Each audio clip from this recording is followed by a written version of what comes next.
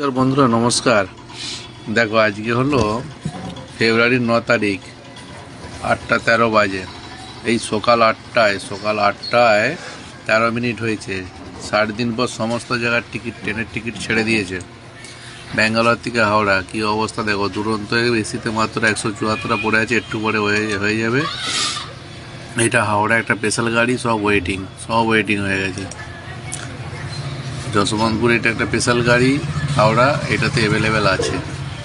আর এটা যদি আমি চেন্নাই দিকে দেখি, চেন্নাই দিকে যদি দেখি 10ই এপ্রিলের টিকিট, 60 দিন পর সব ওয়েটিং এসে গেছে। দেখো প্রচুর চাপ হয়ে গেছে দক্ষিণ ভারতে। এটা যদি বোম্বে দিকে দেখি, মুম্বাই দিকে যদি দেখি, মুম্বাইয়ের অত চাপ নেই, খালি পাটনা গাড়িটা চাপ আছে। তো চলো বন্ধুরা, সমস্ত জায়গার টিকিট আজকে 60 দিন পর ছেড়ে দিয়েছে, বুক করে নাও। Happy journey.